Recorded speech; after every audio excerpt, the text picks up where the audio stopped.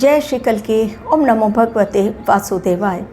ये समय ऐसा चल रहा है जब अचानक कौन सा निर्णय किसके लिए काल बन जाए कहना मुश्किल है। ये समय ऐसा है जब ग्रहों के चंगुल में फंस गया है पूरा संसार। एक मिनट में लगता है सब कुछ सही होने जा रहा है, लेकिन कुछ घंटों के पश्चात अचानक मिल जाती है ऐसी खबरें कि लोग फिर हो जाते हैं शॉक्ड कि अगला खतरा कहाँ से और किस ओर से आ रहा है पता नहीं, और किस प्रकार से सावधानी रखनी है। इसलिए मैं अपने वीडियो के माध्यम से, ग्रहों की चाल के माध्यम से आप लोगों को समझाने की कोशिश करती हूँ कि भाई हो जाए सावधान, क्योंकि एक और बड़ा ट्रांजिट होने जा रहा है। और वो जो होने जा रहा है वो सूर्य देव अपनी चाल में परिवर्तन करने जा रहे हैं। मीन के शनि, जी हाँ, मीन राशि में फरवरी 2028 तक शनि देव डेरा जमा कर बैठे हुए हैं, यानी हिलने का नाम नहीं। गुरुदेव अतिचारी हैं जो जाते हैं आगे फिर लौटते हैं पीछे। 3 बार राशि परिवर्तन एक ही साल में कर रहे हैं, लेकिन शनि देव ऐसे हैं कि मीन राशि में बैठे ही बैठे उन्होंने नक्षत्र परिवर्तन भी कर लिया, उत्तरा भाद्रपद के चौथे चरण में चले गए और अब 22 अप्रैल को वो उदित होंगे।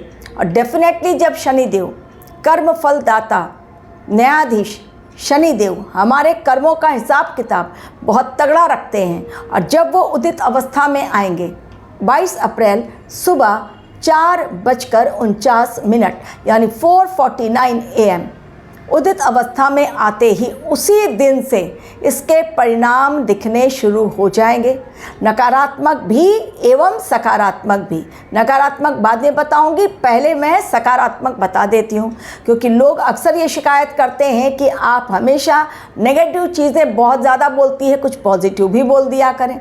तो चलिए, जो हमारे न्यायाधीश हैं शनिदेव, जब वो उदित अवस्था में आएंगे और वो भी लंबे चौड़े वक्त के लिए, ये साल तो पूरे रहेंगे ही, अगले साल मार्च तक वो उदित अवस्था में मीन राशि में ही रहेंगे।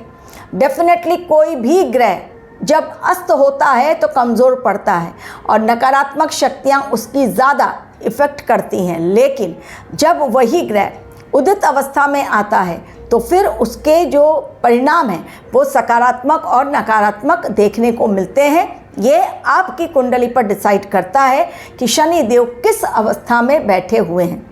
22 अप्रैल को जैसे ही शनिदेव उदित अवस्था में आएंगे, सकारात्मक परिणाम कौन कौन से होंगे पहले ये नोट डाउन कर लीजिए आप लोग, फिर नकारात्मक परिवर्तन में आऊँगी। कारण चीज़ें साधारण रूप से नकारात्मक नहीं है, बल्कि विस्फोटक नकारात्मक हैं इसके परिणाम।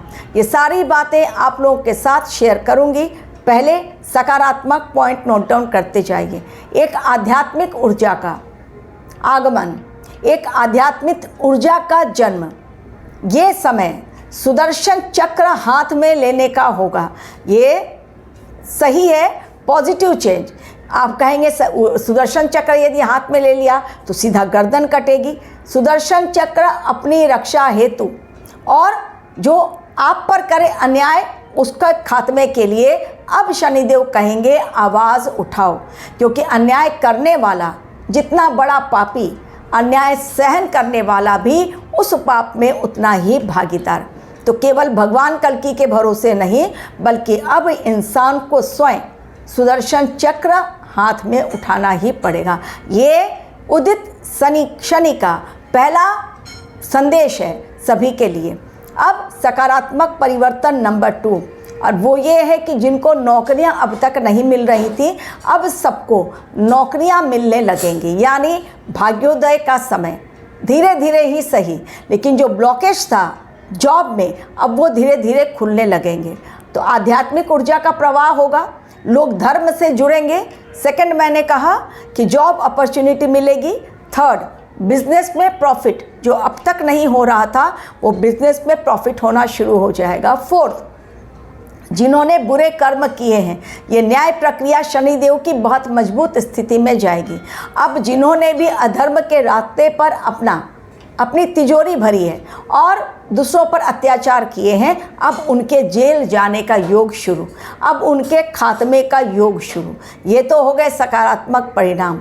और धन धान्य से भर देंगे झोली शनिदेव, जिनको बहुत समय तक सरवाइव करना पड़ा अपनी लाइफ में और मिला कुछ नहीं, जबकि वो कैपेबल है हर चीज़ को पाने के लिए। यकीन मानिए 22 अप्रैल से लेकर अगले साल जब तक मार्च तक शनिदेव उदित अवस्था में हैं, चीज़ें उनके जीवन में जिन्हें अब तक कुछ नहीं मिला, जबकि वो धर्म के रास्ते पर थे, हार्डवर्क किया, ऑनेस्टली अपना काम किया, फिर भी कुछ नहीं मिला, अब इसके पश्चात उन्हें मिलना शुरू हो जाएगा। लेकिन 22 अप्रैल के पश्चात जैसा मैंने कहा, सुदर्शन चक्र लेने का समय, कारण युद्ध जो होगा ये ईरान और अमेरिका और इजराइल के बीच, ये युद्ध मिडिल ईस्ट का और भयंकर विस्फोट के साथ सीज फायर टूटेगा।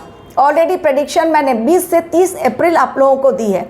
इसी दौरान सीज फायर टूटने का पूरा योग बन रहा है। लेकिन जो 22 अप्रैल आ रही है वो इसलिए भी मुहर लगा रही है क्योंकि शनिदेव अब उदित अवस्था में आएंगे, और जब उदित अवस्था में आएंगे तो इसके नकारात्मक परिणाम युद्ध के रूप में देखने को मिलेंगे, क्योंकि अननेसेसरी ये युद्ध मिडिल ईस्ट का थोपा जा रहा है।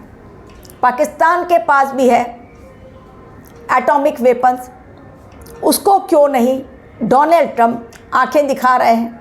क्यों केवल ईरान को ही आंखें दिखानी है? क्योंकि उनसे यूरेनियम लेना है और ईरान यूरेनियम देगा नहीं।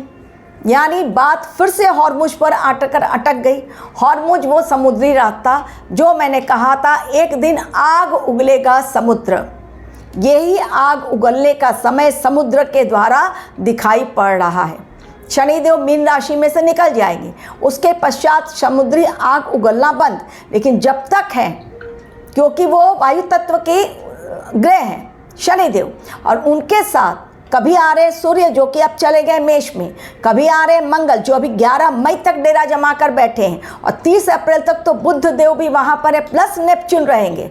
भले ही शनि निकल जाए, भले ही वहाँ से निकल जाए बुध मंगल, लेकिन नेपच्यून तो डेरा जमा कर बैठे हुए हैं। तो डेफिनेटली चीज़ें आने वाले समय में 6 ग्रहों के द्वारा अलग रूप में गंभीर संकेत दिखाई पड़ रहे हैं। सूर्यदेव जो 2026 के हैं राजा, मंगल देव सेनापति विक्रम संवत के, जुपिटर विक्रम संवत के राजा जो अतिचारी अवस्था में हैं, शनिदेव न्यायाधीश, शनिदेव हमारे नौकरी के कारक, व्यापार के कारक, सभी में यदि तरक्की मिलती है तो शनिदेव के सपोर्ट के बिना वो नहीं हो सकती है।